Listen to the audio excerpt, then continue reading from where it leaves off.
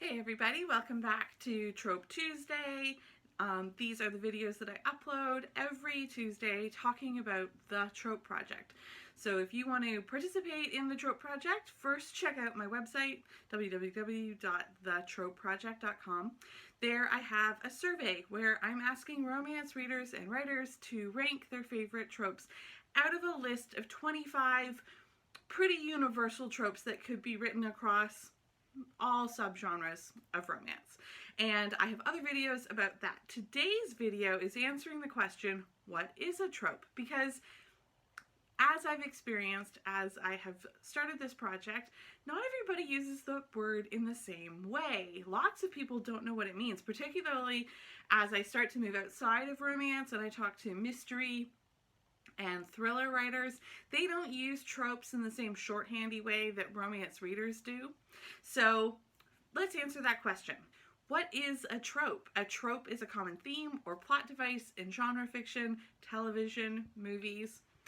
One definition of a trope in romance, particularly romance novels like the romance reading community, is that it's a theme or plot device that is so commonly understood that by naming it, there is a shorthand conveyance of what the driving force of a book will include. So for example, you need this book. It's grumpy one is soft for the sunshiny one meets star-crossed lovers. So if as a reader, if somebody suggested that book to me with highlighting those two tropes, I would expect that those two tropes be heavily featured both on the page and driving the plot.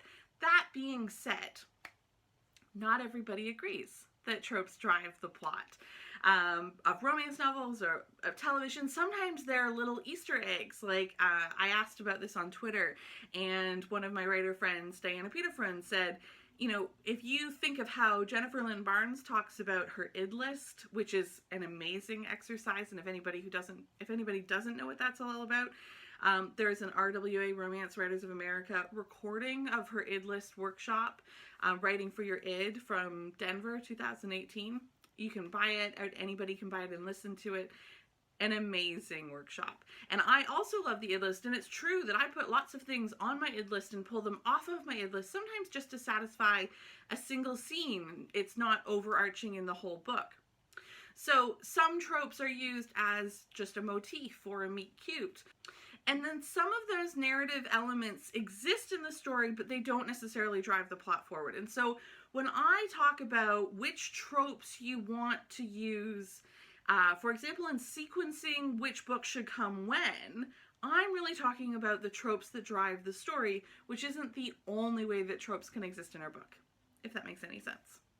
So one example that is often talked about, because Michael Haig uses it as his example, and Michael Haig is he's a very compelling speaker about writing. He's a script doctor, and he also does a lot of transference of his ideas from script writing to novels, and I've seen him talk, and I've attended one of his workshops, and it was really helpful to me when he talked about how love triangles exist in all sorts of stories, and they aren't always a love triangle trope where somebody is genuinely torn between two people. And his example for this is Titanic.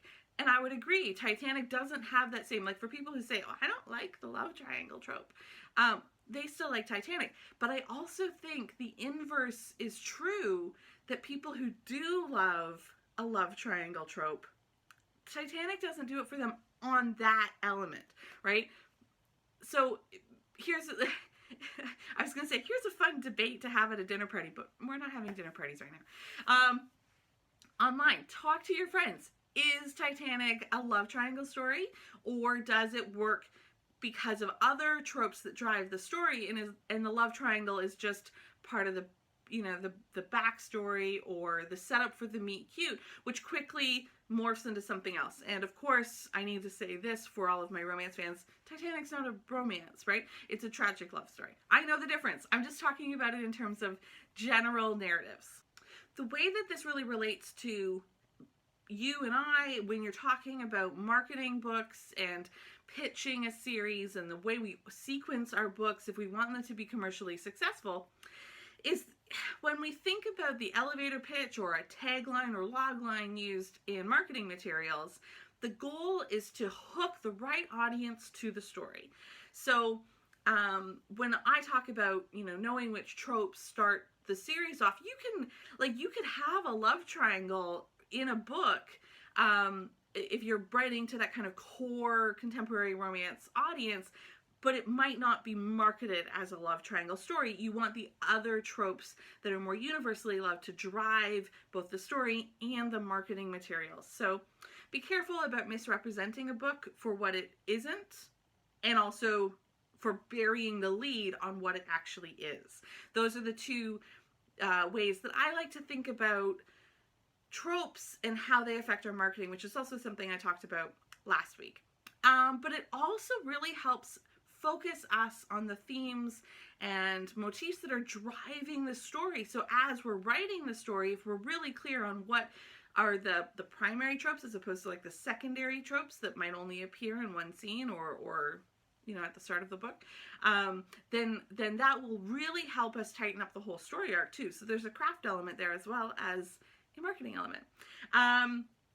So there we go. Those are my thoughts on what is a trope and how it affects us as writers.